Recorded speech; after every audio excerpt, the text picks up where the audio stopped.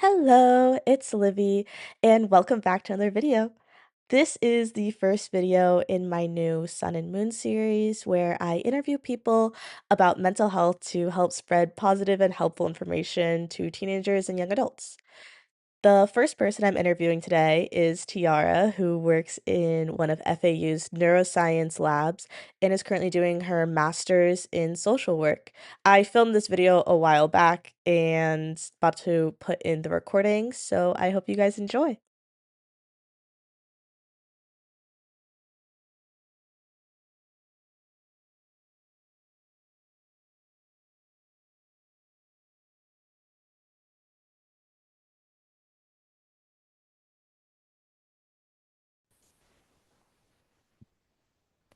Okay, perfect.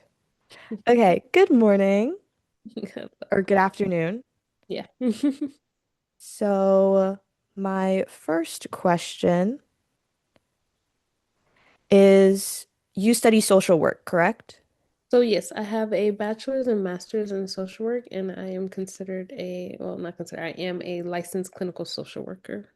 Okay, what inspired you to get this degree and to also pursue research in neuroscience?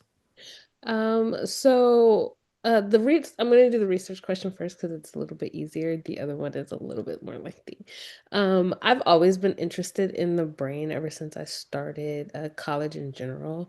I just was afraid of science classes because now that I've taken them, like I had a valid reason to be afraid. Mhm. But and then when I was at FAU, I recently came back to FAU to get a second bachelor's degree in biology, and they push research on you. And so I was like, well, I'm going to do research in something I actually want to do research in.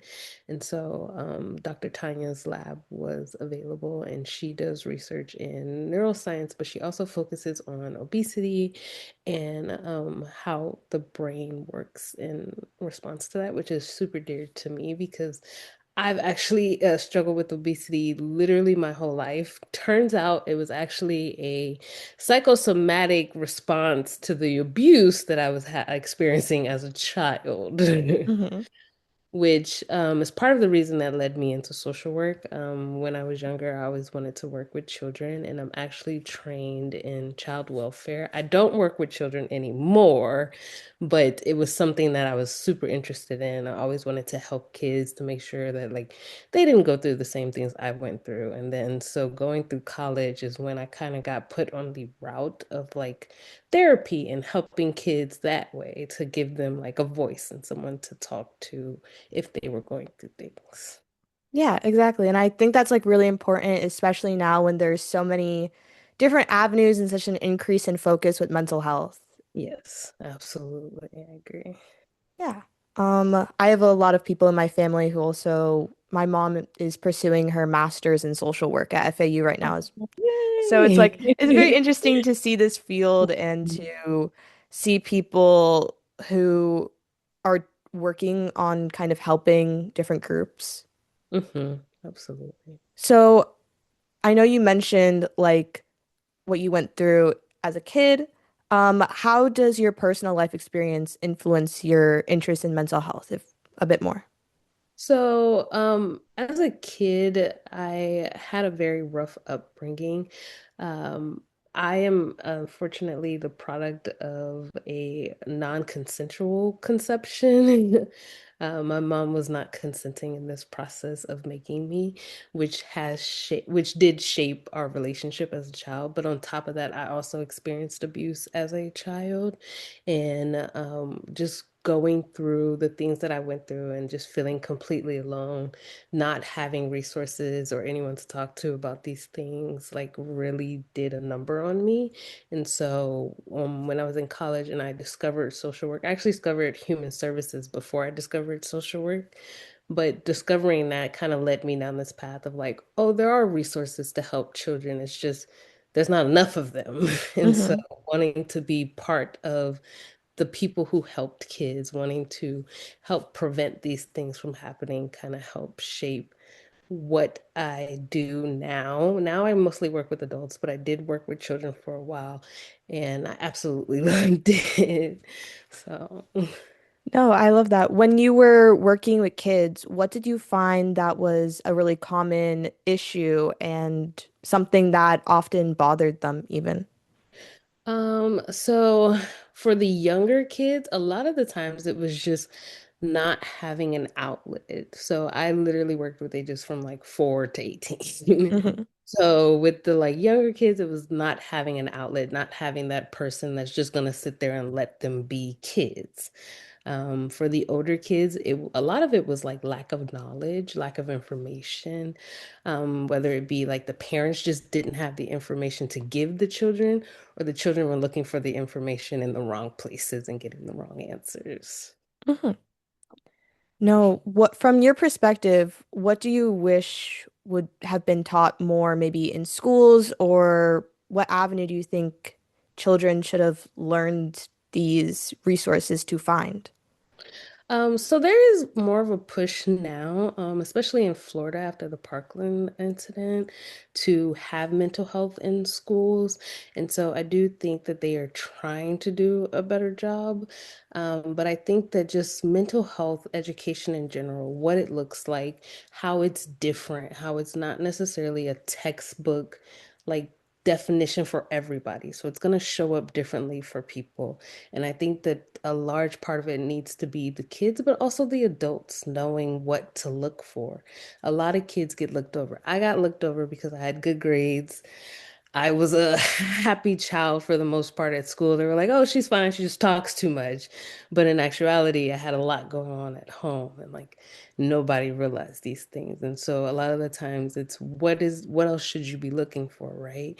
If a kid is struggling with social interactions, which I had a hard time making and keeping friends, then that's something that should be talked about, right? That's something that you should be trying to work with the kid, try to figure out, hey, what's going on? Are you having issues? Or even a lot of the times with younger kids, if you sit and watch them, they'll tell you everything. Hmm. They'll tell you what's going on at home. They will play it out in their toys, they'll play it out with their friends. And so just giving them the opportunity to be kids, but also being mindful of what to look for, I think is important. I think that's great. Um, what message do you think that teens would want to hear about like mental health today, especially with the rise of social media and how life should look a certain way and how people should be acting? So my biggest one, especially with my like younger clients now, is this life expectancy of what your life is supposed to look like at whatever age you are. There is no expectancy. You can change anything that you desire in life. There are only two things in life that are permanent decisions, and it's the decision to take a life or to bring life in. Those are ones you can't get rid of, right? Anything else can become a memory.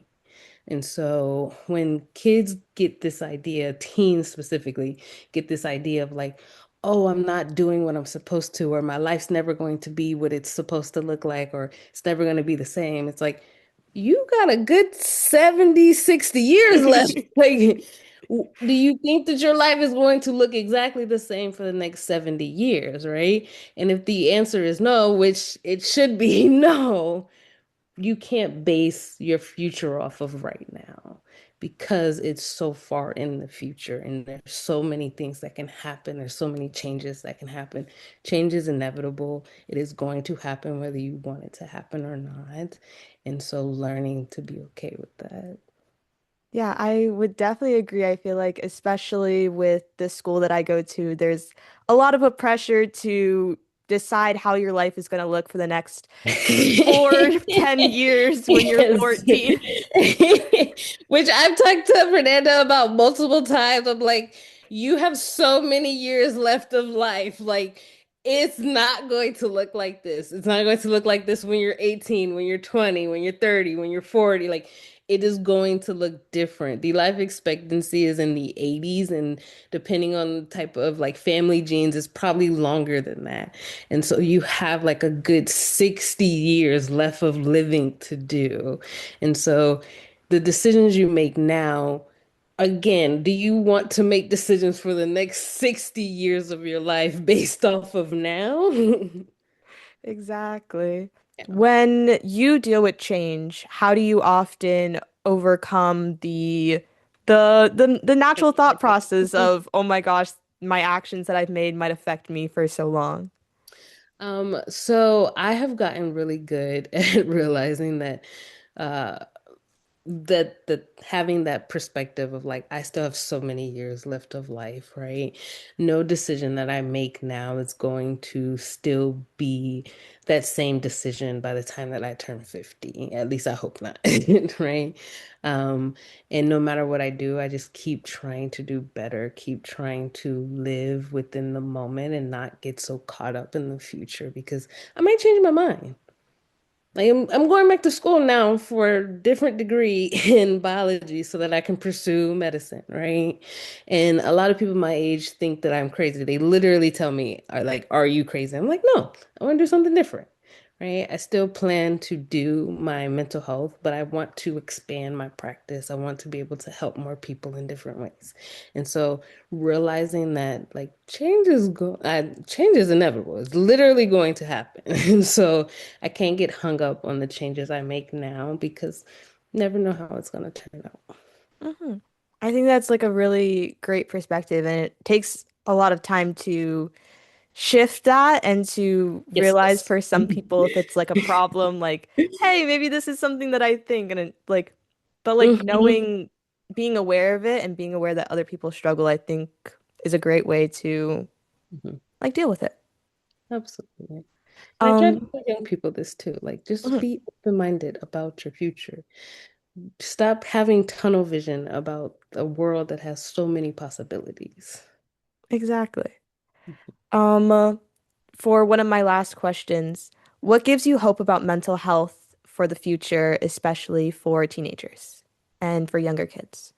It's everywhere now. As much as I don't like social media therapy, I do think that it does a good job of like putting it on the forefront of people being more aware that mental health really is an important thing. I think that there's a big push now for people to just get in therapy.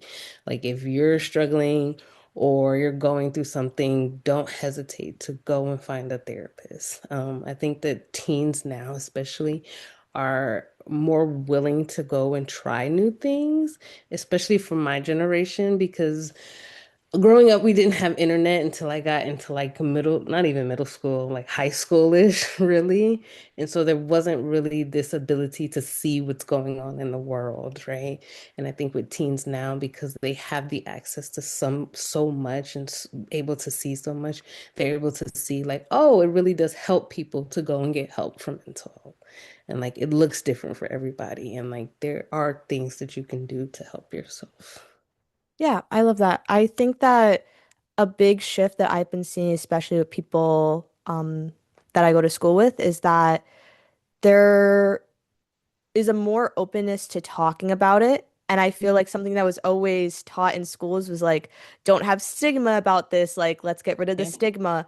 And it's really hard to teach in schools because kids are already so like locked out of school and they're like, why would I listen to an adult about Yes, this? absolutely. I completely agree. But I think that it also helps that there are so many teens who are getting help and like it is a lot harder now to fall through the cracks.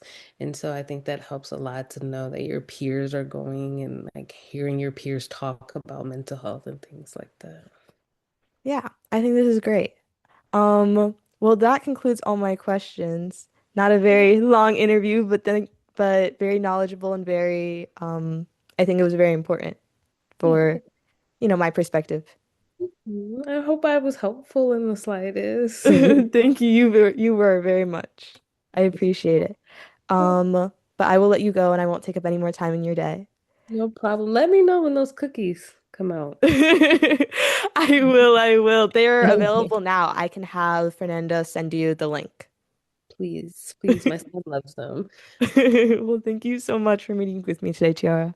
No problem. Bye, Olivia. Bye. Have a great day.